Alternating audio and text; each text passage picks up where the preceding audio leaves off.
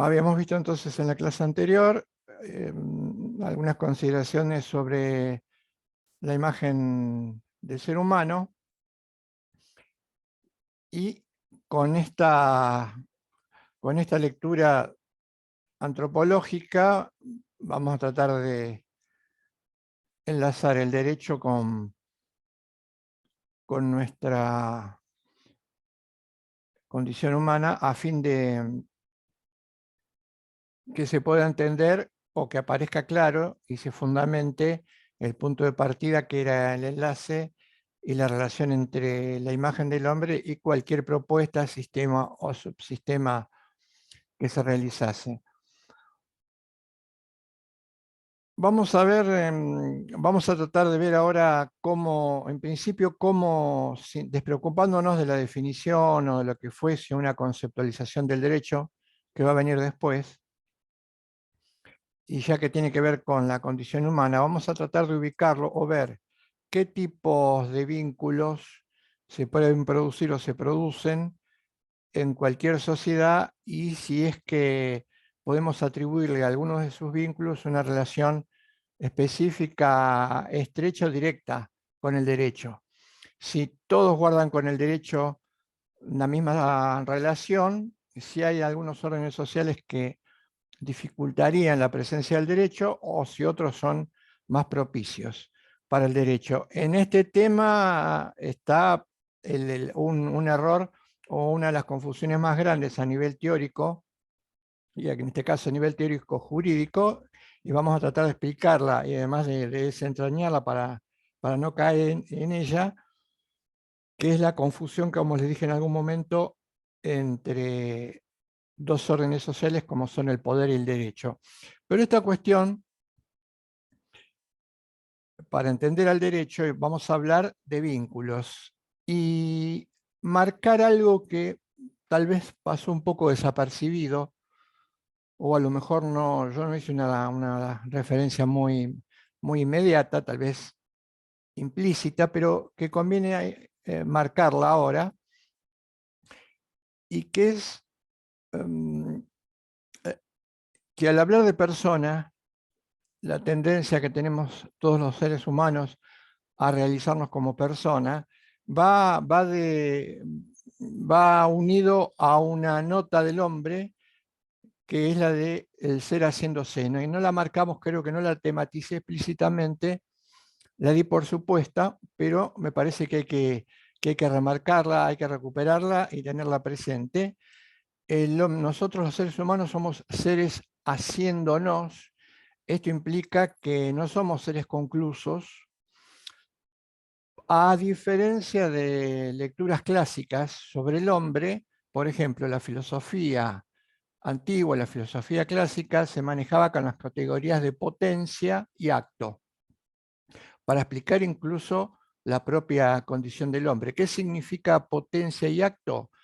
Que el ente de que se trate, que todavía no se ha desarrollado y está en potencia, ya conserva o tiene dentro de su propia posibilidad o potencialidad aquello que va a hacer, o ya está prefigurado aquello que va a hacer cuando pase precisamente de la potencia al acto.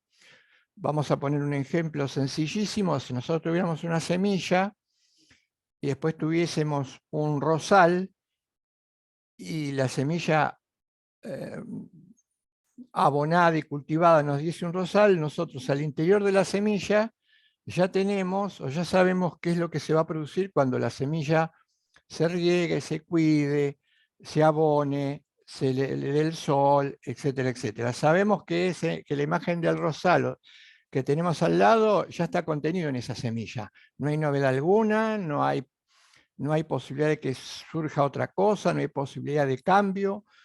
La semilla de la rosa en potencia es ya lo que va a ser la rosa en acto. Esto, por analogía, se trasladó al hombre. Entonces, desde este lugar se nos dice, el ser humano antes de nacer, si se quiere embrionariamente, ya tiene contenido lo que va a ser. Es decir, al nacer va a pasar de la potencia al acto y se va a convertir en aquello que ya está prefigurado en la propia o embrionariamente. Por lo tanto, ya podemos saber, si tenemos una definición de hombre como resultado de su visualización o biológicamente hablando, ¿qué va a ser el hombre? Básicamente sería nacer, desarrollarse, crecer y luego morir.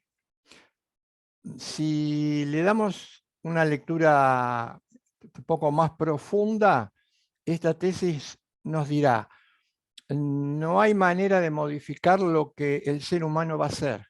Por lo tanto, desde su punto de partida ya tenemos un ser humano que luego se desplegará en la medida que biológicamente se desarrolle, madure, crezca y llegue a su final. Este paso de la potencia al acto, nosotros decimos hoy en día que nos puede servir, tiene que ver con la causalidad, nos puede servir, es una noción útil, pero ya no, dado los avances de la antropología, de las ciencias humanas, de la filosofía, hoy ya no resiste un análisis para entender, para poder ver o decir que el hombre es el paso de la potencia al acto. Sí podría, sí, claramente en el caso de los animales, claramente en el caso de las plantas y claramente en cualquier otro fenómeno que tenga o que se rija por las leyes de la causalidad. En el ser humano esta explicación ya no sirve, está agotada, es inexacta, porque como dije en algún momento, una de las claves de la diferencia entre el ser humano y el resto de la creación viene dado por la idea de novedad. Por eso reemplazamos la idea de potencia acto en la idea de haciéndose. ¿Qué quiere decir? ¿Qué implica el ser humano es un ser haciéndose? Que no está predeterminado, que no tiene constitutivamente, si se quiere, una sustancia que ya lo defina, que aparezca y se agote, que cada uno de nosotros tiene una posibilidad para desarrollarse como persona que no se alcanza nunca, la meta final dada a nuestra finitud, y que cada uno de nosotros podrá alcanzar en mayor o menor medida, habrá alcanzado en mayor o menor medida, va a depender de de múltiples factores como los que vamos a analizar ahora, esa condición de persona. Por lo tanto, si lo tuviéramos que medir, diríamos, es probable que cada uno de los seres humanos alcance hasta el final de sus días, en punto de desarrollo, una existencia que es, por supuesto, coexistencia, que se acerque, si ustedes quieren podemos usar esta expresión, que se acerquen a un ideal de existencia auténtica, sin llegar a tocarlo, porque no es posible, no es posible para el hombre la perfección en ningún aspecto, o manejarse en niveles de una existencia inauténtica. ¿Hay manera de medir, de calibrar esto? Por supuesto que hay medidas, hay un criterio para poder calibrar esto, y precisamente este criterio es aprenderlo, hay que conocerlo para poder saber qué obstáculos se presentan y cómo modificarlo. Entonces, ser haciéndose solo culmina o termina con el último minuto de vida de cada uno de nosotros. En este ser haciéndose tenemos que agregar, para entenderlo por debajo, subtendiéndolo, la facticidad social. ¿Por qué? Todo aquello que nosotros vamos haciendo, vamos incorporando, vamos aprendiendo, se va metiendo como una especie de mochila. Y piensen en una imagen, manéjense con una imagen física, la imagen de la mochila, una mochila que se va cargando a medida que va pasando el tiempo. ¿Qué es lo que vamos cargando a medida que va pasando el tiempo? Se va cargando la facticidad. La facticidad está compuesta fundamentalmente por interacciones. Uno de los elementos más importantes de la facticidad del hombre tiene que ver con las interacciones. Esas interacciones, por supuesto, no se van incorporando como un lápiz rojo, un lápiz verde, no. La interacción se va incorporando de tal manera que, dependiendo la calidad de esta, va permitiendo que la mochila se amplíe y alcance el ideal de personas, se sostenga, no se sostenga, retroceda o tenga idas y vueltas. Pero hay algo que nosotros no podemos manejar. Todo aquello que se incorpora a nuestra facticidad social es inamovible. Para decirlo con una forma gráfica, no se puede borrar lo que nosotros incorporamos a cada paso, a cada minuto de vida. Por ejemplo, algo muy sencillo. Ustedes se están preparando para ser abogados. Cuando se reciban de abogados, como yo ya lo hice, ese dato biográfico abogado se convierte en un rasgo más de mi facticidad y no me va a abandonar nunca. Ya sea que me dedique a otra cosa, ya sea que reniegue después de recibir la abogacía, o ya sea que ejerza la abogacía. Es un dato que hace a su facticidad. No se puede borrar, no se borra más y queda incorporado como tal. ¿Qué diferencia? Fíjense qué dato importante tiene que ver con el hacerse y hacerse adecuadamente, que este dato que fue una expectativa y ahora se convierte en facticidad social, y acaban de entender mejor algo que conté ayer sobre el final, nos hace más libres. ¿Por qué nos hace más libres? Un punto de vista estándar diría, cuanto más cosas hacemos, tal vez seamos menos libres porque vamos a tener más cosas que en la mochila nos van a dificultar el ascenso, nos van a imposibilitar, por ejemplo, quiero ser libre de salir corriendo o correr a determinada velocidad y tal vez la mochila que está cargada de facticidad no me lo permita. Tenemos que ver las cosas de otra manera. Dije, ser más libre, sí. Por ejemplo, me recibí de abogado. ¿Qué opciones se me abrieron? Múltiples opciones que antes de recibirme no tenía. ¿Esto implica un acrecentamiento en mi posibilidad de decisión y mi libertad? Por supuesto. Por ejemplo, si yo hubiese querido, en algún momento quise ser esos gustos que uno tiene desde muy joven y adolescente, tenía como objetivo, por ejemplo, seguir una carrera que tuviera que ver con la diplomacia.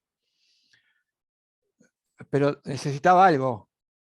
No podía decir soy libre y como soy libre voy y sigo la carrera de diplomacia. No, no lo iba a poder hacer. ¿Por qué? Porque me faltaba un dato que iba a tener que ver con mi facticidad social que tampoco tenía, que era como requisito para poder ingresar a la carrera diplomática el tener el título de abogado. Por lo tanto, no era libre para ser diplomático, sino primeramente tenía que cumplir el paso de la facticidad social, que era ser abogado, pero el ser abogado no me cerraba posibilidades, al contrario, me abría múltiples posibilidades, por eso era más libre, entre ellas la de ser diplomático, entre ellas la de ser abogado litigante, entre ellas la de ser maestro, entre ellas no de hacer nada, o entre ellas la de investigar en el derecho. Yo tomé la última.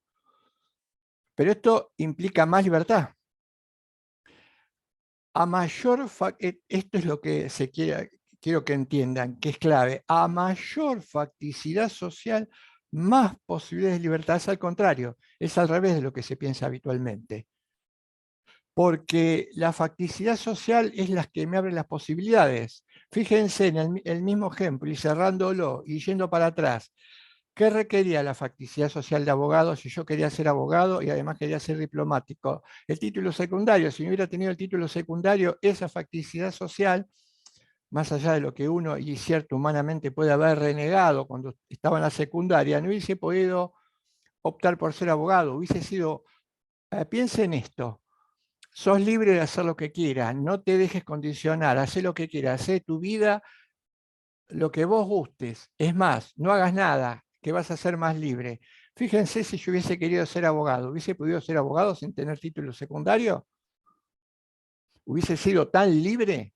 Voy a hacer lo que me dé la gana, porque la consigna es que cuanto más libre hago lo que quiero, lo que se me da la gana, porque todo lo demás me oprime, hasta el Estado me oprime. Entonces, si no hay Estado, soy más libre. La consulta sería, quiero ser abogado, ¿dónde voy a ir a estudiar si no fuese abogado?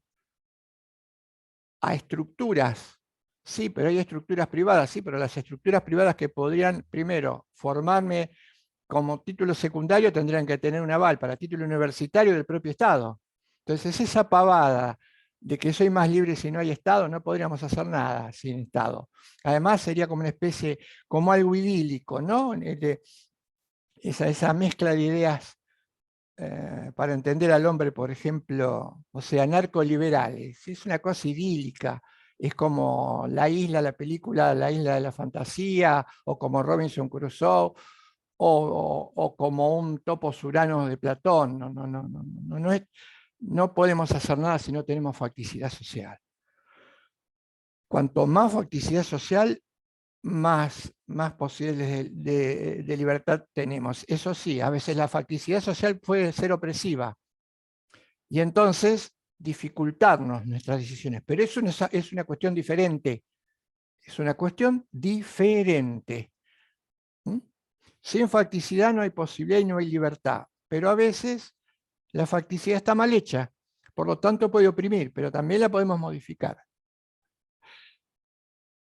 ¿Y qué es lo que el hombre tiende a hacerse? Habíamos dicho, más personas, tendemos a ser personas. ¿Hay algún criterio que nos guíe? Y acá vamos a incorporar un dato que va a ser fundamental para entender el derecho. ¿Hay algún criterio que nos guíe? Sí, vamos a recurrir a la filosofía. Vamos a tomar prestado de la filosofía una manera de pensar que tiene que ver con criterios que guían el comportamiento de la conducta. Son criterios normativos. Que algo sea normativo o apunte a un criterio normativo significa que lo que hace es guiar, por ejemplo, la conducta, estableciendo qué es lo que debo hacer y qué es lo que no debo hacer. Tomamos de la filosofía qué criterio, qué disciplina, la ética, lo ético. ¿Mm? Lo ético nos va a indicar, nos va a dar ciertas pistas o pautas para saber qué es lo que tenemos que hacer, qué es lo que debemos hacer, más que qué es lo que tenemos que hacer.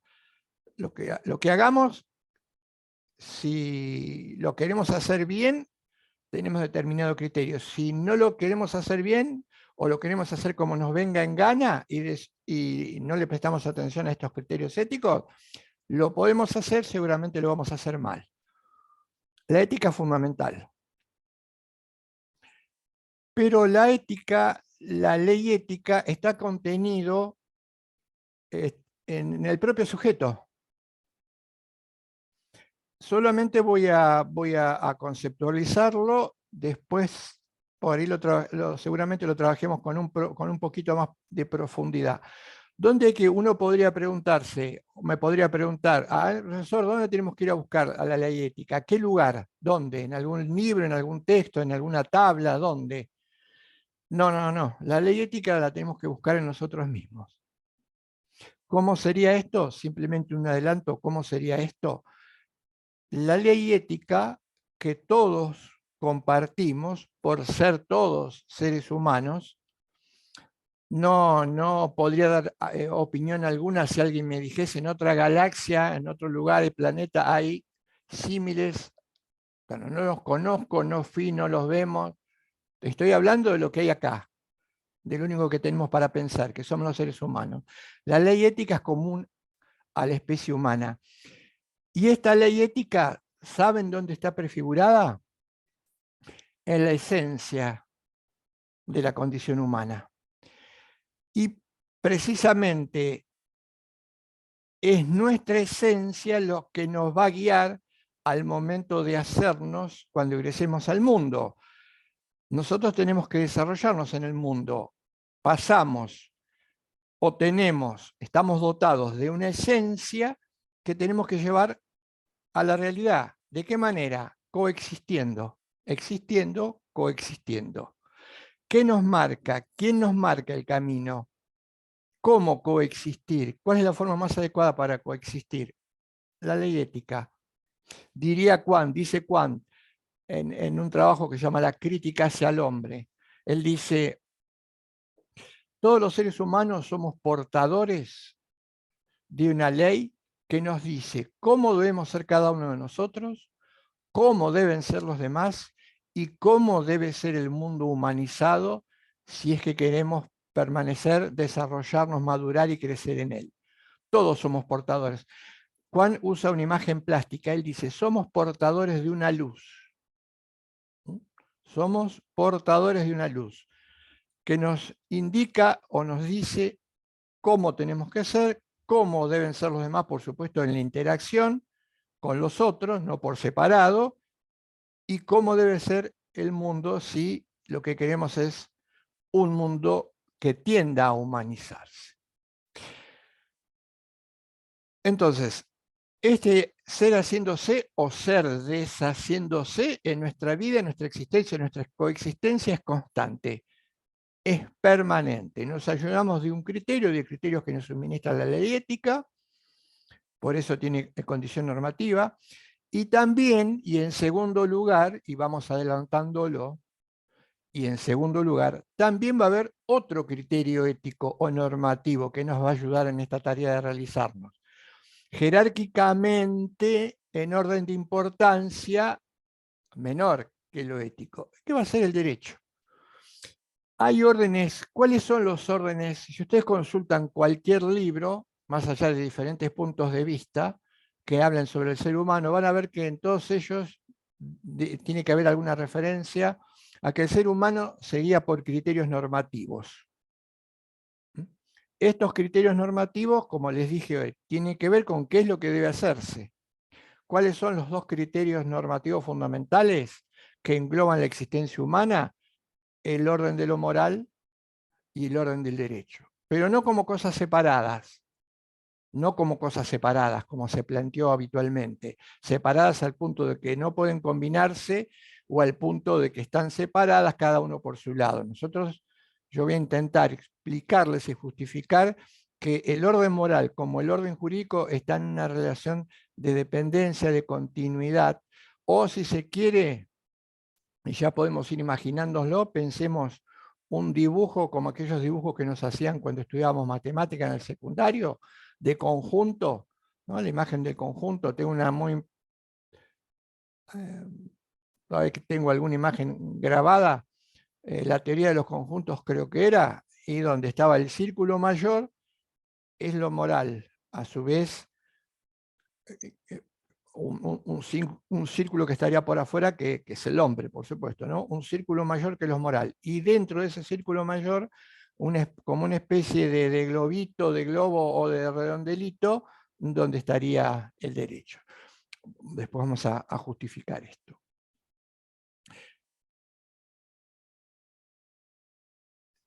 Vamos a ver de qué manera o de qué forma, a través de qué formas podemos alcanzar esa condición personal. ¿Y cuál sería el papel? Empezar a ver cuál sería, si es que cumple algún papel, el derecho en el desarrollo de esa existencia humana. Pero toda convivencia tiene sus dificultades. Yo tengo acá para no olvidármela, porque a veces algunas citas que he leído las puedo parafrasear y son bastante parecidas, otras no. Esta me parece muy importante, de un pensador que se llamó Frantz Fanon, un pensador africano, cuya obra, una de sus obras más importantes, es Los desposeídos de la tierra, y él tiene una frase que creo que uno, cuando intenta pensar críticamente, lo creo, debería coleccionarla en el acervo y que se guarde para poder explicitarla, compararla, discutirla y juntarla con otras definiciones. Él dice lo siguiente en Los condenados de la tierra, dice, no nos convertimos en lo que somos, sino mediante la negación íntima y radical de lo que han hecho de nosotros. La vuelvo, me parece impresionante. Dice, no nos convertimos en lo que somos, sino mediante la negación íntima y radical de lo que han hecho de nosotros. Si esta frase, es una idea que me viene ahora, se pusiese, es riquísima, porque si nosotros la pusiésemos para armar un mapa conceptual, o lo que ahora se denomina batalla de ideas, acá están englobadas casi la totalidad de las cuestiones que estuvimos viendo en el curso y aparecen en este momento. No nos convertimos en lo que somos, es decir, tenemos un propósito, que es el de llegar a ser persona, pero un problema al querer convertirnos en persona. Y es que tenemos que negar, dice Fanon, íntima y radical. Cuando dice íntima, que tenemos que tener conciencia de que aquello en que nos están modelando, hablábamos de las subjetividades, cómo se modelan las subjetividades para hacer funcionar a un sistema, tener conciencia de que estamos o que somos parte sin voz ni voto de un esquema de uniformidad, de generación de subjetividad funcional al sistema. Entonces, cuando tomamos conciencia de esto, nos estamos dando cuenta íntimamente. A veces no alcanza con que otros nos lo señalen. Y radical. Radical implica negar, una vez que tomamos conciencia de esto, negamos y descubrimos cuál es esa subjetividad a los que nos están llevando y nos damos cuenta que esa negación tiene que ver con sacarse la ropa que nos pusieron, que no sabemos por qué la tenemos, pero sí sabemos o empezamos a darnos cuenta que esa ropa nos hace ir en una dirección y no en la otra.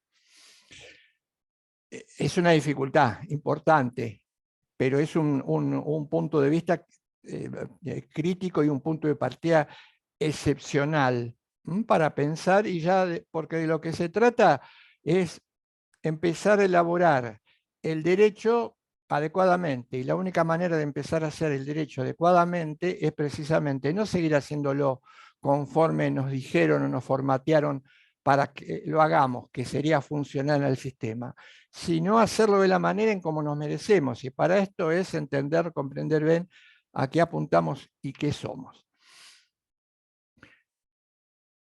Otra idea que incorporo ahora entonces antes de hablar de relaciones sociales y que los vamos a ir viendo con el tiempo, es, sabemos que hay muchas nociones de derecho, hay muchas definiciones de derecho, hay muchos conceptos de derecho, está muy bien que así sea, esto no se pone en discusión, es muy válido, pero tenemos que estar precavidos, porque así como en teoría humana, previa a entender una teoría del derecho o una teoría económica, somos ganados frecuentemente por el reduccionismo, también en teoría jurídica claramente podemos ser ganados por este reduccionismo. Hay dos reduccionismos muy fuertes, como ya lo vimos, la explicación de lo que sea un reduccionismo puedo ahorrármela, pero que lo tengamos, lo apuntemos para que empecemos a caminar como el escéptico, con precaución cuando nos metemos en aquello que nos dicen que es derecho. O volver a meternos, o ver dónde nos metimos, si es que no empezamos a pensar ahora, ¿no?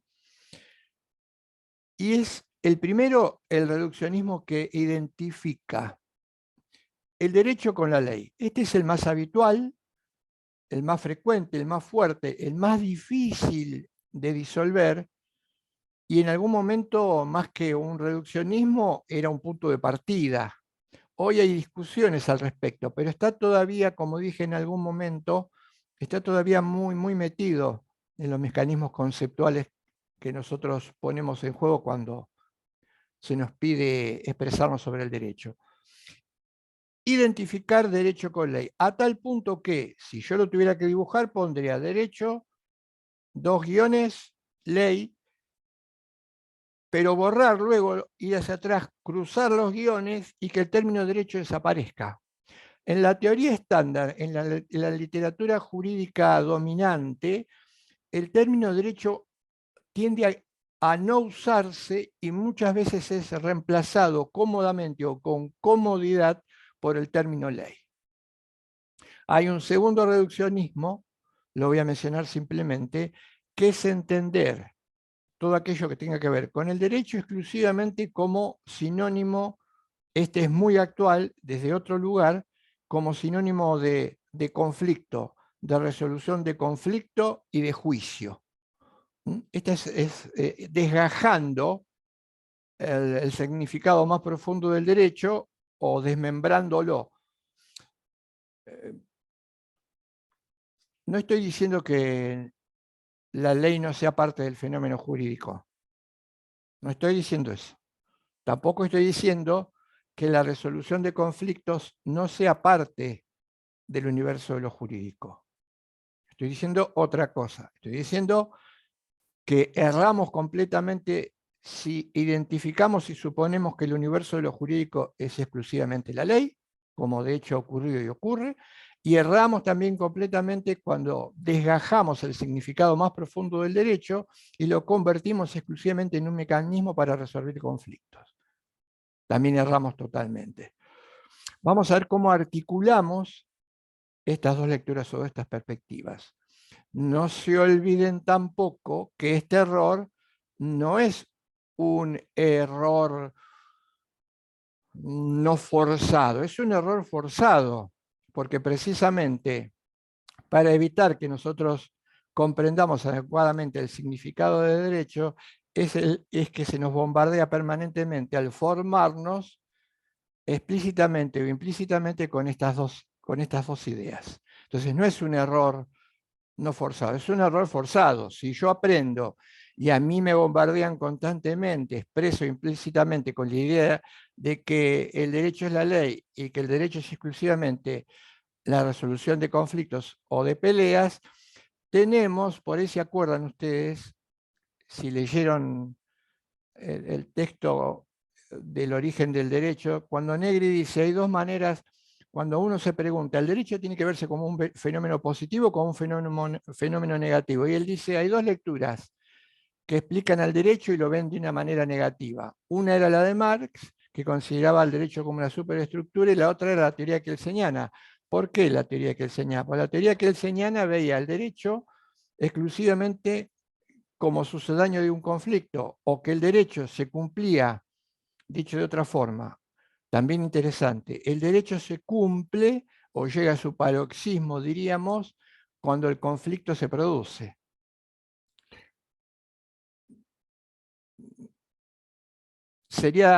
Hoy en día sería difícil de pensar o de sostener un punto de vista que diga que un fenómeno se produce cuando lo negativo se cumple, ¿no? O poner todo el acento en la sanción, para que en el derecho se cumple cuando el conflicto se da y entonces hay que bajar la sanción. Claramente es una lectura negativa. Vamos a intentar rescatar al derecho de esta paradoja, de esta aporía, ¿no? Además, recuerdo algo que Héctor nos decía en las primeras clases, cuando nos estaba explicando su punto de vista,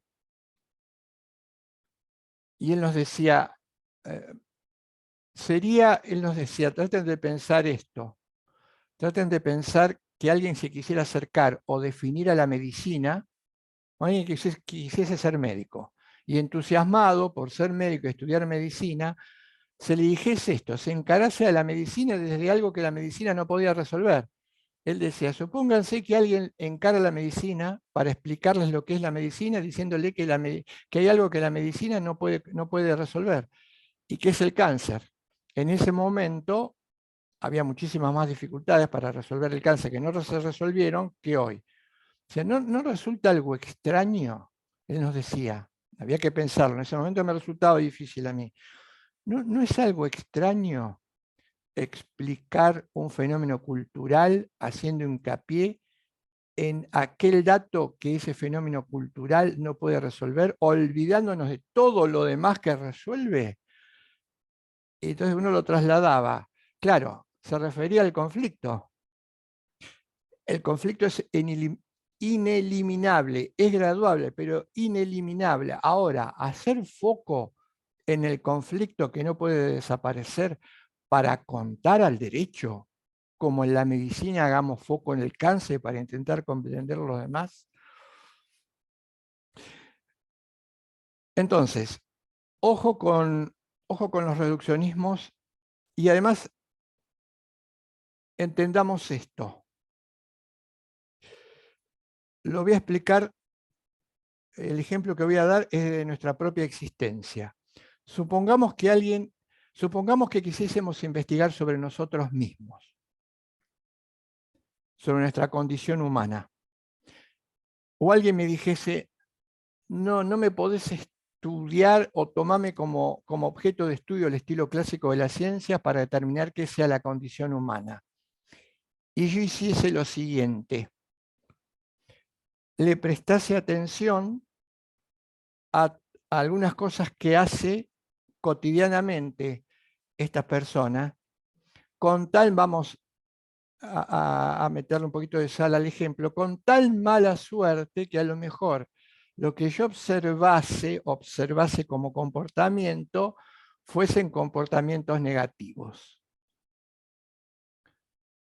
Entonces yo le dije a alguien, vos te estás preparando tu gran objetivo, por ejemplo, saquémoslo del terreno de lo jurídico, sea cocinar.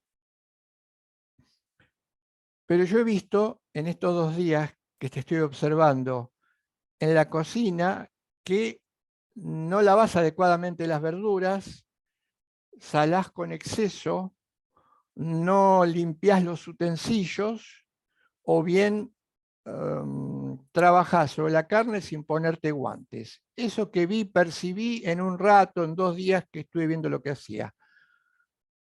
¿Qué conclusión podría sacar? Y podría sacar, una de las conclusiones que podría sacar sería la siguiente: explicar que la condición de cocinero lleva a no limpiarse las manos, a ponerle en exceso sal a la comida, a no lavar las verduras. ¿Estaría mal o estaría bien? Digamos que serían formas de manifestación de aquel que está aprendiendo para ser cocinero. Sí, serían formas de manifestación para ser cocinero. Pero estas formas de manifestación explicarían la condición de cocinero. Supongamos que esta persona no estudió o tomó para ser cocinero un libro muy viejo, antiquísimo. Me estaría equivocando. ¿Por qué? Porque yo estaría tratando de definir una condición, la de cocinero, en la forma en cómo él la expresa cuando cocina. Pero la pregunta sería, ¿y si está cocinando mal, si no entendió bien qué era ser cocinero o el libro que utilizó no era el adecuado? ¿No me estaría equivocando? Porque una cosa es el fenómeno como tal y otra cosa es la expresión de ese fenómeno en la práctica. En los productos culturales, una cosa es lo que yo quiero generar como producto cultural y otra cosa es cómo lo genera en la realidad.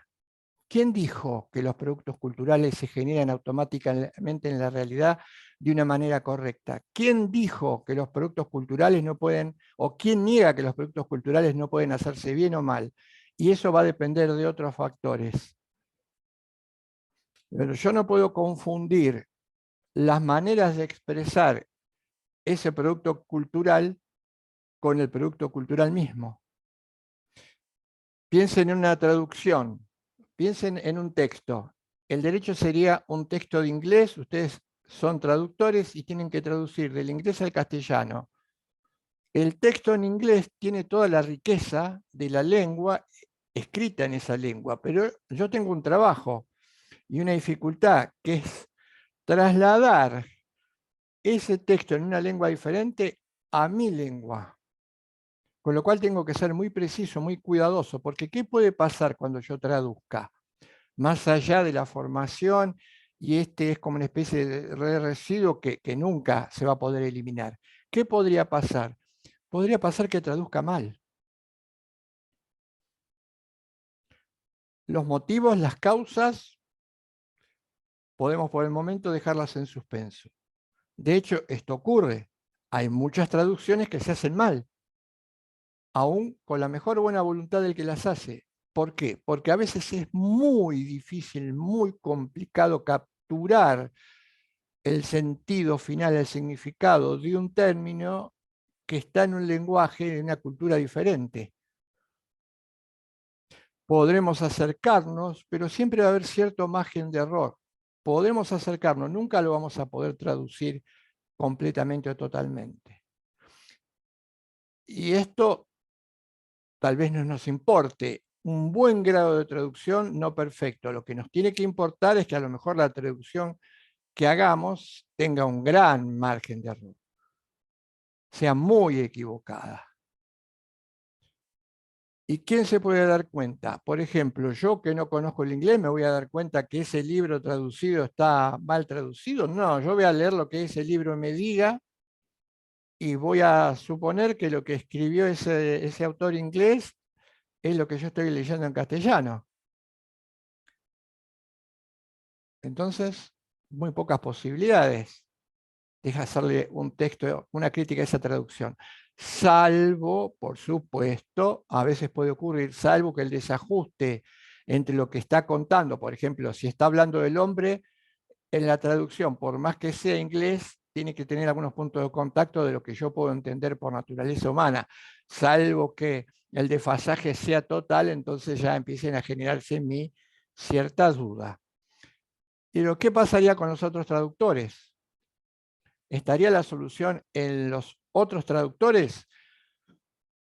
Hasta por ahí nomás, porque tal vez los otros traductores caigan en el mismo error en que cayó el primer traductor. ¿Y por qué podrían caer en un error al traducir? Y tal vez porque la traducción o el esquema o el modelo, la directiva de traducción se modificó, cambió. Hoy ya no tendríamos que apegarnos tan literalmente al texto en inglés para traducirlo, sino que tendríamos que hacer como un análisis que tiene que ver con el momento, el sentido, el origen, la cultura, la idiosincrasia. Pero si esto no está en la cabeza de los traductores también se van a ver engañados y van a suponer que esa traducción es correcta. Y si esa traducción que es correcta es un manual de instrucciones, por ejemplo, para que una sociedad sepa cómo hacer bien los autos, imagínense, tal vez el auto se genere, pero uno diría, si la línea de producción, los autos salen a la calle y funcionan, pero alguno tiene un problema al hacer los cambios, otro, la estabilidad no está lograda y se va muy rápido y dobla, no tiene estabilidad y vuelca, otro, el motor tiene mucho desgaste y no se percibe, otro se puede romper o se rompe a los pocos, al poco uso. Eso ya es un problema. Para los que no tienen auto, menor, aunque cuando tengan que subirse a un auto que no sea el propio, lo van a sentir. Para los que lo tienen, también. Entonces, hace mucho ruido, no tracciona bien. ¿Qué pienso yo? Que no tengo ninguna idea de auto. Tal vez sea la cubierta, tal vez sea la cubierta, tal vez sean los ruleman, los cambios. Ahora, alguien me puede decir, no, sabés que el problema no está ahí, no está ahí. Por más que cambie las cubiertas, los ruleman, el problema está en el diseño de la tracción delantera trasera. Entonces, está mal diseñada. ¿Esto qué quiere decir? Le pregunto al mecánico. ¿Y compré otro auto o hace que cambien la tracción trasera delantera porque el auto te va a seguir fallando? Me extendí en el ejemplo porque me parece sustancial y acá llegaría a la conclusión sobre el derecho. Adelanto una posible conceptualización y vuelvo sobre las relaciones y mañana seguramente demos una definición diferente pero vinculada a esto. El derecho es el diálogo, no su formalización. El derecho, la repito, es el diálogo, ahora voy a dar precisiones, no su formalización. ¿Por qué no su formalización? Al hablar de derecho, piensen en el texto en inglés. Al hablar de formalización, piensen en la traducción de ese texto original escrito en inglés en esta adaptación, traducción, escrita al castellano.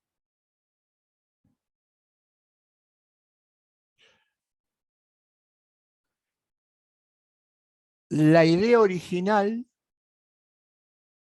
no es la traducción. Por ejemplo, el texto habla de lo que significa la realeza, que nosotros nunca tuvimos. La traducción, en la traducción, lo que diga de la realeza no es la realeza en sentido original. Entre otros motivos, porque nosotros nunca tuvimos, e interpretar un fenómeno que culturalmente que no tuvimos resulta bastante difícil. Yo no puedo confundir lo original contenido en ese texto sobre la realeza que lo que está contenido en esta traducción. A lo mejor se acerque, a lo mejor se aleje y a lo mejor distorsione completamente el significado profundo del texto.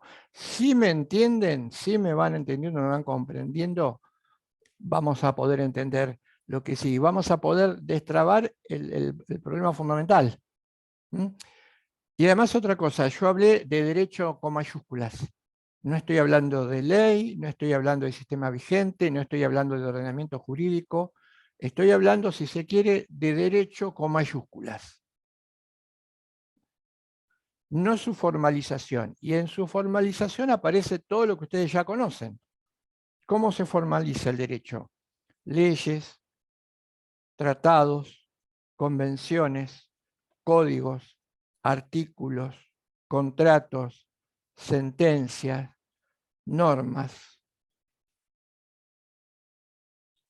De esa manera se formaliza el derecho. Lo más importante, de acuerdo a la cultura que tenemos y al esquema implícito que todavía sigue sobrevolando cuando se nos enseña derecho, el más importante es la ley. Porque precisamente la ley es una traducción del derecho. Esto lo dice Negri en otro trabajo, en la revista Derecho y Diálogo. La ley es una traducción del derecho, no es derecho. O lo será en la medida en que la traducción se ajuste al texto original. Y esa traducción puede ser adecuada o inadecuada. La teoría estándar sostiene que una ley o una expresión del derecho, por ser ley o expresión de derecho, ya la podemos calificar como jurídica. Por lo tanto, la crítica a esa disposición puede hacerse, pero la crítica está por fuera del sistema, es extrajurídica, es independiente. Por lo tanto, no jugaría ningún papel importante. La lectura adecuada y correcta es aquella que dice que para definir un modo de expresión como jurídico, esta tiene que ser una traducción acorde lo más fiel posible a lo que estemos traduciendo. Y entonces allí sí le vamos a poder poner la etiqueta de jurídico. Caso contrario, que fue lo que ocurrió y lo que ocurre todavía en gran medida, le ponemos algo a una etiqueta porque es simplemente una manera de traducir algo, de formalizar algo. Pero yo los dejo con esta idea, que piensen esta idea. Supónganse que nosotros vamos a una farmacia y vamos a comprar un medicamento, porque tenemos una dolencia muy grave. Y por error, en este caso vamos a hacerlo más sencillo el ejemplo, pero posible, por error, toda una partida que viene con un jarabe importante para el mantenimiento de la salud, las personas que lo hicieron se equivocaron de fórmula. Y por ejemplo, le pusieron el etiquetado a un producto que no tiene una droga que permita resolver un problema grave, sino que tiene un producto que, usado en algunas circunstancias, hace subir la presión de manera desmesurada a quien lo ingiere con riesgo de muerte. ¿Nosotros qué hacemos? Vamos a la farmacia, buscamos, miramos, vemos el nombre del producto, agarramos o lo compramos, vemos el prospecto, ¿no? La forma, y acá dice destinada a resolver la artritis. Y lo tomamos.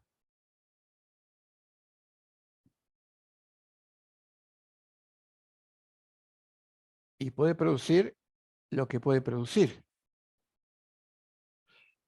Pero además puede ser que no nos ocasione un daño grave o profundo o la muerte en la primera toma. Puede ser que lo tomemos muchas veces, discontinuadamente, y la mejora no se produzca, sino que se produzcan problemas de salud que en principio por el diagnóstico no pueden ser detectados o no son entendibles, pero nosotros lo seguimos tomando sin ningún problema. Acá el frasco, pero no estarás tomando algo que no es. No, no, ¿cómo no estás tomando algo que no es? ¿No? Y viene, acá tenés el frasco, acá tenés el prospecto, el nombre, la propaganda. Creo que eso puede ser un problema. Creo que es un problema. Y creo que no es cualquier problema. Haríamos una analogía. Creo que los problemas de salud son tanto más graves que los problemas de convivencia. Y así como se puede generar un problema muy grave cuando tomamos el resultado final por el origen en medicina, también puede ocurrir esto socialmente con el derecho. Dije, pasemos entonces, si esto se entendió, a la segunda parte. Dije, el derecho es diálogo. Hablamos del diálogo, sabemos qué es el diálogo. Dijimos que los seres humanos tenemos dos posibilidades al interactuar con los demás. Estas dos posibilidades son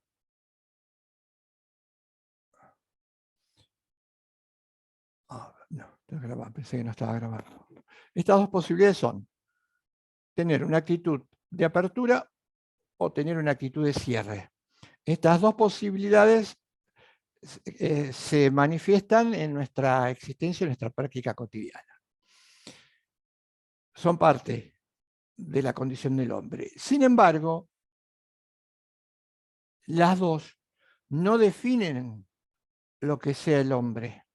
Son dos posibilidades de actuación, pero de esas dos posibilidades de actuación hay una que es la más acorde o que podríamos entender como estructural y que la otra tiene que ver, si se quiere, con nuestra condición imperfecta. La ubicamos y dijimos, estructuralmente la esencia del hombre es la de generar vínculos con otros, es decir, está situado en el sector de la actitud de apertura. Pero también, por nuestra condición individual e imperfecta, decía Buber, tenemos comportamientos de cierre. Pero estos comportamientos de cierre no nos definen, no hacen a nuestra condición. Tal es así, dicen los autores, todos los autores dialógicos, quien, en un ejemplo hipotético, quisiera abordar su vida exclusivamente, y esto fuese posible, y tal vez de hecho ocurra, bajo comportamientos de cierre hacia los demás, no podrá haber acrecido un solo paso en madurez, ni llegar mínimamente a la condición de persona, y de alguna manera esto eh, se manifieste como existencia inauténtica, como decía López Quintas, aboque, porque de esto nadie se salva, es como la muerte, alguna actitud de vértigo. Pero las dos son posibles. Las dos actitudes son posibles. Ahora bien, actitud de apertura hacia los otros. Es el diálogo. el diálogo permite la plenitud del ser humano. Pero hay diferentes o hay distintas intensidades en lo que nosotros llamamos diálogo como forma de convivencia. Fíjense esto. Ontológicamente, somos seres dialógicos. Estamos destinados los unos a los otros. Óntico existencialmente, es decir, en la realidad, en la práctica, en la experiencia vivida, en nuestro trasladar nuestra humanidad para hacerla semejante a nuestra existencia o desvirtuarla, podemos tener comportamientos dialógicos y no dialógicos. Los dialógicos tienen distinta intensidad según la plenitud que se alcance en el encuentro a partir de este. La forma más intensa de diálogo es lo que Negri denomina o llama, y hay otros autores que usan una terminología similar, está en la zona del trato personal o personalizante y es lo que él define como diálogo de amor. Es decir, el primer vínculo en importancia, jerárquicamente más positivo, es lo que nosotros denominamos comunidad. El núcleo de ese vínculo intersubjetivo que se llama comunidad es el amor, el diálogo de amor, y es la forma más intensa y posible de realización entre las personas. Comunidad viene de común unión, de común unidad. Y dijimos, el ideal de la condición dialógica, el ideal de lo humano es generar unidad en la diversidad. Lo había contado en las clases anteriores. Y hay, si se quiere, un diálogo de menor intensidad. Este diálogo de menor intensidad nosotros lo vamos a denominar de reconocimiento o de reconocimiento recíproco, cuyo núcleo es el respeto. Estos dos vínculos, estas dos formas de encuentro que están dentro de la zona de trato personal son las que nos planifican como seres humanos. Pero al mismo tiempo, como sabemos, está la zona de cierre, los comportamientos de cierre, los comportamientos objetivantes o cosificantes según clase anterior. No diálogo, según Buber, las que niegan el principio dialógico, es decir, en vez de abrirnos hacia los otros, nos cerramos sobre nosotros mismos, generando, por ejemplo, lo que habíamos conocido como individualismo. Ese era el leitmotiv del individualismo. ¿Cuáles son estas que le ponemos un signo negativo? Hay dos. El no diálogo puede ser un vínculo de poder y el no diálogo puede ser un vínculo de violencia. Ahora vamos a, en primera instancia también, marcar las diferencias y similitudes entre ambos. ¿Por qué le ponemos un signo positivo a los primeros y por qué le ponemos un signo negativo a los segundos? Positivo y negativo está en función del desarrollo del hombre en comunidad. Permiten el desarrollo del hombre en comunidad, permiten su perfeccionamiento y ulterior acceso a su condición de persona. Por eso son positivos. Los otros dos negativos impiden, obstaculizan en gran medida el desarrollo, perfeccionamiento y crecimiento del hombre en comunidad. Vamos a, antes de ir a esto, una nota más. ¿De dónde sacamos estas categorías? Si bien nos sirven para explicar el fenómeno jurídico, estas categorías han sido tomadas de otra disciplina, de otra ciencia social, que es la sociología. Nosotros, los que investigamos derecho, estudiamos derecho, generamos derecho, no podemos conformar nuestras propias categorías en punto a la socialidad. Esto le corresponde a otra disciplina que es la sociología. Pues bien, la sociología, muchos sociólogos hoy en día están contestes en sostener que más allá de los miles y múltiples vínculos de diferente orden que los seres humanos, cada uno de nosotros, pueda entrelazar, entretejer, vivir día a día culturalmente y a lo largo de la historia, que son miles porque cada vínculo. Piensen esto ustedes, si los seres humanos somos únicos e irrepetibles, cada vínculo que tracemos con el otro, por su misma condición, será un vínculo único e irrepetible. Es decir, no hay un vínculo con alguien que pueda repetirse en el tiempo, teniendo como protagonistas a esas dos mismas personas. Siempre hay algún dato, algún ingrediente, algo que cambia o algo que se modifica, aunque parezca desde lejos, siendo los protagonistas los mismos, que el vínculo ya lo dice todo. Siempre hay algo que modifica, diferente, distinto. Puedo dar como ejemplo, podría dar como ejemplo concreto mi vínculo social o mi condición de padre respecto de mis hijos. Siempre hay algo diferente o distinto en ese vínculo, pero los sociólogos, ¿qué hacen? Y esto pasa con todos los vínculos. ¿Los sociólogos qué hacen? Los sociólogos, ¿qué dicen? No nos puede servir la multiplicidad de la existencia para formar categorías, para poder estudiarlas. Y los sociólogos forman o generan los denominados tipos sociales, tipos abstractos, por abstracción. ¿Cómo opera la abstracción sociológicamente hablando?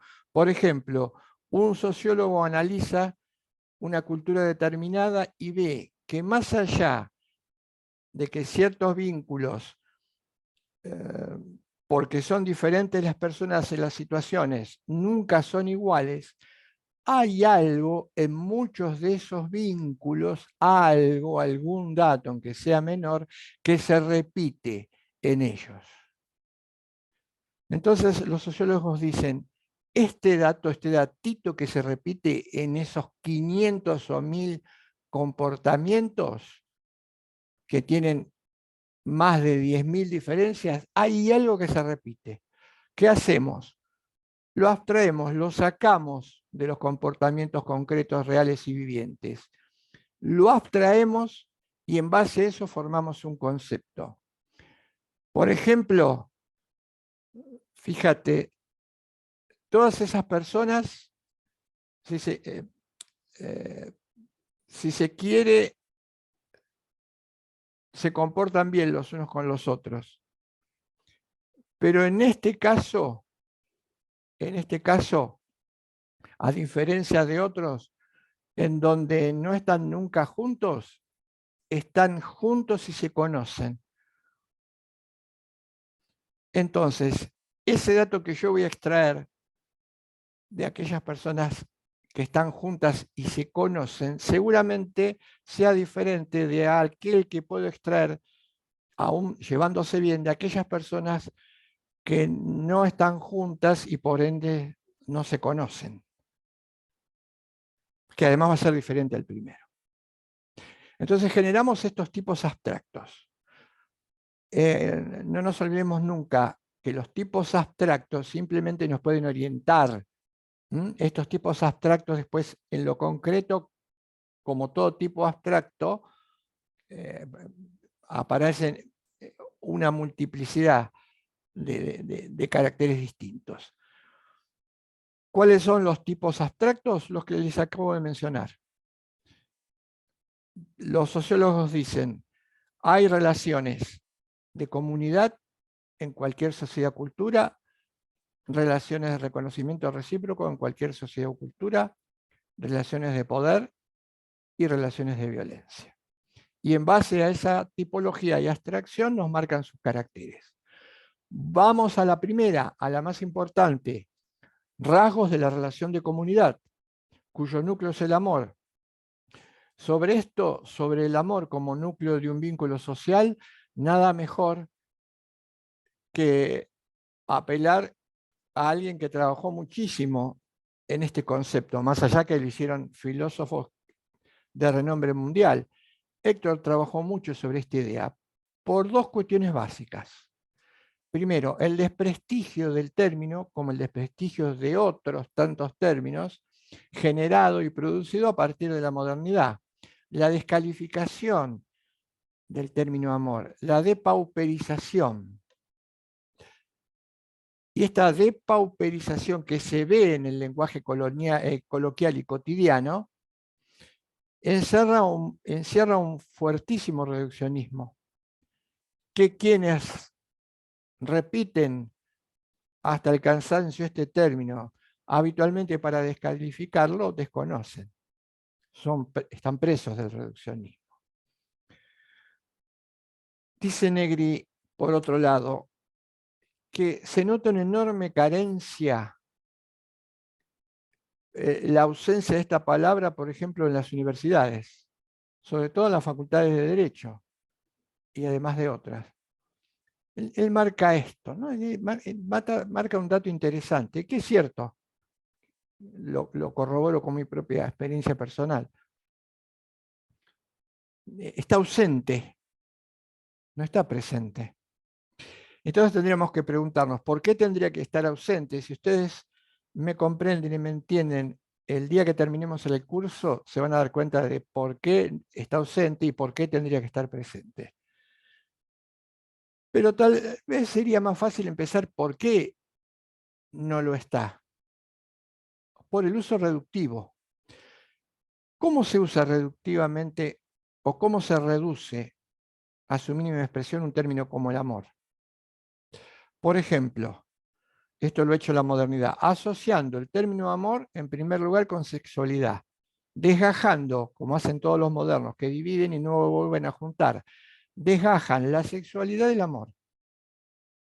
Primer problema, primer inconveniente. Muchos vínculos cuyo núcleo está conformado por el amor no tienen ningún componente, ni necesitan ni requieren de ningún componente de carácter sexual. Para dar un ejemplo, para que me entiendan rápidamente, la amistad. Pero no conforme con eso, la modernidad generó un nuevo reduccionismo. Y este también tal o más preocupante, que hace que nos alejemos cada vez más del término amor. Pero que, ojo, cuando se usa la palabra amor, el contenido es esta última actitud reductiva. Pasamos de la sexualidad, retrocedemos a llegar a la genitalidad. Generamos un nuevo reduccionismo, ya no nos alcanza con reducir amor a comunidad, pasarlo exclusivamente a la dimensión sexual, ahora pasamos a la genitalidad. Con lo cual el término amor aparece o queda completamente desfigurado. Por otra parte, yo diría dos cosas simples. La sexualidad es un componente esencial de la condición humana, pero es un componente tan esencial como otros que colaboran en conjunto, como si se tratara de notas de una armonía musical para generar el resultado final, la sinfonía final. La música no puede ser exclusivamente pegarle con un palo a un parche. Ese sería un crasísimo reduccionismo.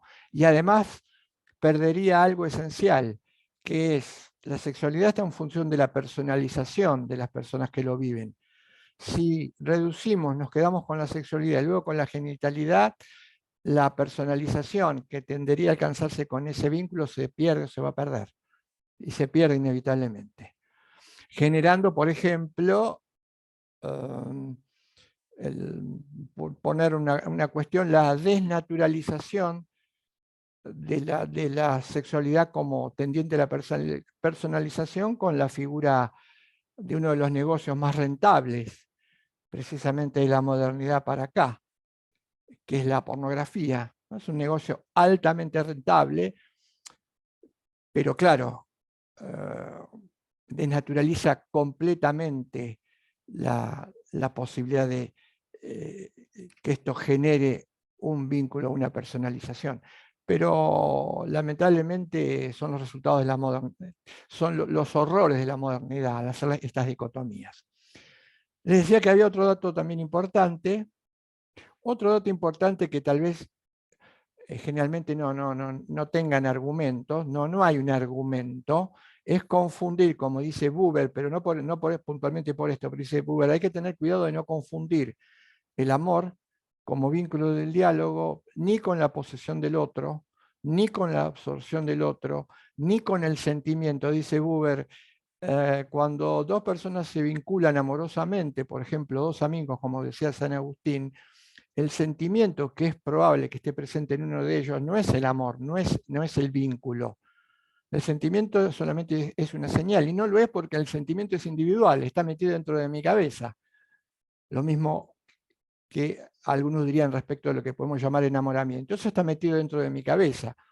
Eso no es amor, eso es amor cuando se produce lo que López Quintás dice, seres corpóreos en actitud concreta. El amor implica promover al otro, y promover al otro implica actitudes concretas en las que se pone en juego toda la personalidad del sujeto. No es una frase. Pero si nosotros desgajamos esto y vemos al amor como un sentimentalismo, sería mucho más peligroso la posesión del otro, claro, tendemos a descalificarlo, ¿no? A idealizarlo y a ridiculizarlo. Esto es bastante frecuente. No hay argumentos para esto, pero claramente es un enemigo muy fuerte y muy potente a la hora de explicar una postura de este tipo. Entonces, nos vamos acercando un poco más a la condición, a lo que significa amor dentro del vínculo comunitario. Veamos otro dato importantísimo. Decía San Agustín, conocimiento es amor, o amor es conocimiento. Y entonces nos acercamos a un dato más directo y concreto. No se puede amar a nadie si no se lo conoce profundamente. El conocimiento va de la mano del amor, porque precisamente el conocimiento profundo es el que puede generar que este vínculo pase de ser un vínculo de base al vínculo más intenso. Sin conocimiento, ya lo decía San Agustín, no hay amor. Por lo tanto, esto nos lleva a otra cosa que decía López Quintás. Ojo con aquellos que dicen o que utilizan el término amor de una manera a veces equivocada, no de mala fe, pero otras veces equivocada de mala fe, con usos, si se quiere, propagandísticos. Por ejemplo, no admite un análisis profundo, aunque sí engaña mucho una frase como el amor a la humanidad. No existe el amor a la humanidad. La humanidad no es nada, es una abstracción, no tiene concretez. Además, no podría, aunque quisiera, amar a la humanidad como nadie puede, aunque quisiera, amar a muchos, solo a pocos puede amarse realmente por nuestra condición finita y nuestra condición limitada. El amor a la humanidad, frase muy utilizada en muchos ámbitos, es como máximo un buen deseo, una frase de cortesía, pero nunca una frase que pueda tener asidero concreto y real, porque esto sería amor en abstracto. A la humanidad también puede ser no amar a nadie. El amor es concreto, y si existe amor, es el amor concreto del otro. Y también puede ser una frase que busque exculparnos, ¿no? Excusas. Hoy diríamos, en el siglo XXI diríamos que son frases muchas veces políticamente correctas, pero carentes totalmente de contenido. Las pronuncie quien las pronuncie, porque antropológicamente no son reales. Otro dato importantísimo es que no puede exigirse, no es exigible. No se puede exigirle a alguien que lo ame. Sí que lo reconozca, aunque ya me estoy metiendo en la segunda. Sí que lo reconozca, pero no que lo ame. Sería absurdo, ridículo, impropio. Esta exigencia de reconocimiento, de reciprocidad, cuando no está bien encaminada, puede terminar en fenómenos que nos lleven a la violencia de género, porque claro, el despecho está muy cercano a la idea de posesión, ¿m? Y a la idea de que cuando alguien, la famosa frase que muchas veces me enseñaron, muchas veces aprendí, muchas veces me transmití, y que tal vez explicaría parte de mi comportamiento inevitable, atenuado, machista en mi vida de relación a lo largo de toda mi vida, ¿no? Que te dicen, cuando alguien te dice no, en realidad lo que te está queriendo decir es sí. Ustedes me entienden bien a qué me refiero, ¿no? Ese estereotipo. Cuando alguien te dice no, lo que te está queriendo decir es sí. Creo que no, ustedes son lo suficientemente perceptivos para descubrirlo, pero claro, era una frase que se repetía, que la teníamos que repetir, se grababa a fuego y pasaba lo que pasaba y sigue pasando. Entonces, no es exigible. No es el resultado, un encuentro que termina comenzando siendo como de base de reconocimiento y convirtiéndose en un encuentro intenso de amor. Yo diría, me animaría a decir que no, aunque nos guste darle, no tiene explicación causal, no puede explicarse. Está dentro de lo que Gabriel Marcel decía como problema de pensamiento humano, está dentro de la zona del misterio y no dentro de la zona del problema. Y está bien que así sea, pero ahí se pone en juego la libertad. Entonces, rasgos, después podemos volver sobre esto, de la forma más intensa de diálogo interhumano, la comunión, núcleo, el amor, el conocimiento del otro, segundo paso a posteriori de un punto de partida que no es el amor, sino es el reconocimiento. Me adelanto a lo que voy a contar ahora. Todo vínculo amoroso necesariamente tiene que empezar o empieza siendo, por propia lógica interna, un vínculo respetuoso. No hay posibilidad, por la lógica interna de la comunidad, empezar con un vínculo comunitario y seguir. De base y subtendiéndolo está el respeto. Si no, estamos equivocados, lo que es frecuente y estamos hablando de otro vínculo. Tenemos el problema también de las zonas grises en estos vínculos, es decir, zonas que no sabemos muy bien si el vínculo es de tal carácter o tal carácter, y también tenemos las zonas en que los vínculos se mezclan, lo que hace más difícil detectarlo. Pero acá tenemos herramientas importantes o interesantes. Para cerrar este vínculo, dice Negri, en el amor se consuma el crecimiento, el acceso a nosotros. No hay acceso profundo a lo que somos, sino es a partir de este vínculo, y este vínculo se traza con otro. Reconocimiento recíproco. Segundo vínculo. También es una forma de diálogo, es lo que Negri denomina diálogo de respeto. Fíjense, reconocimiento recíproco. Tiene que ver con la explicación del hombre como esquema apelación-respuesta. La presencia del otro, habíamos dicho, ya es una exigencia. Una exigencia es que de reconocimiento, de que lo afirmemos, pero es recíproco. Para que el otro sea, tengo que afirmarlo y confirmarlo, dice Buber. Y al mismo tiempo que lo reconozco y lo confirmo, el otro hace lo mismo conmigo. Me reconoce y me confirma. Claro está, si la respuesta es la adecuada.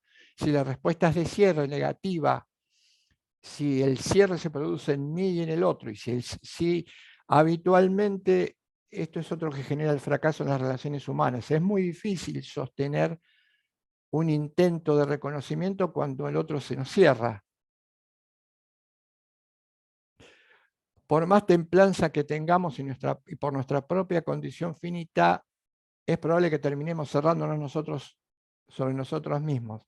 Y ahí entre a jugar otro fenómeno, que es cuando dos personas se cierran a sí mismos, empieza el combate y una de las dos, la que tenga más posibilidades, más capacidad de afirmarse sobre el otro y de negarla, va a ser lo que en última instancia, al menos por un tiempo, imponga sus condiciones a la otra parte. Que esto va a tener que ver con el poder, pero lo vamos a ver enseguida. Diferencias con la primera. No requiere conocimiento. Puedo respetar, afirmar a alguien, tal vez al que recién conozco y tal vez al que no vuelva a ver en un encuentro fugaz. El ejemplo que nos daba siempre Héctor. Estoy manejando el vehículo, voy con luz verde y de golpe se cruza alguien. Freno. Tengo que frenar. No sé quién es, no lo conozco, pero sé que tengo que frenar, no puedo pasar por arriba. Y después decirle que cuando le pasé por arriba, ¿ves? Eso te pasó porque no cruzaste con verde, con rojo. No. Lo reconozco, o lo ayudo, o lo auxilio, al estilo de samaritano. Pierdo tiempo, por ejemplo, para socorrer a alguien que se descompensó, ¿no? Mientras al lado mío pasan corriendo multiplicidad de personas. Tal vez no lo vuelvo a ver nunca más, pero no necesité conocerlo para tener una actitud de reconocimiento, de afirmación del otro. Fíjense, ya podemos a esta altura redefinir estos dos vínculos. William Luypen dice, en mi actitud, en nuestra actitud hacia los otros, usamos dos términos, el sí y el no. Y dice, el máximo de mi sí, dice William Luypen, a mi semejante, es el vínculo comunitario del amor. Es el máximo de mi sí. Y hay un mínimo de mi sí que no se convierte en no, que es precisamente el reconocimiento recíproco cuyo núcleo es el respeto. Máximo y mínimo de mi sí. Les decía, volviendo entonces, para completar lo que nos hace diferente el respeto del amor, es exigible. Le puedo exigir. Mi sola presencia es exigible, su sola presencia aparece como una exigencia ante mí. Acuérdense, aunque no se formule en palabras. Pero aun cuando no se formule en palabras, es una exigencia. Quiere decir, estoy obligado a confirmarlos. Como ustedes ya saben, o deberían saberlo como estudiantes de Derecho, el derecho obliga, pero esto no implica que la actitud del sujeto sea una actitud diferente, es decir, que incumpla la exigencia. Esto es algo distinto. No le hace mella a la exigencia en sí misma. Entonces, el respeto sí puede exigirse. Sí puede exigirse, cosa que no se podía hacer con el amor o con la comunidad. Puede exigirse, puede practicarse sin necesidad de conocer al otro. Por lo tanto, fíjense este dato valioso. Yo podría intentar generar como propuesta de convivencia universal, y de hecho se ha intentado para todas las culturas, de hecho se intenta, pero se ha tenido que reducir a grupos muy pequeños la propuesta del amor, de la comunidad. Es una propuesta que ha existido y que existe. Pero claro, tenemos un problema que ya lo conocemos, ya lo sabemos. Somos seres limitados y la imposibilidad de hacerlo. Con lo segundo no. Se puede intentar una propuesta de organización de convivencia planetaria sobre la base del respeto. Porque se puede respetar y se debería respetar y se tendría que respetar a cualquiera.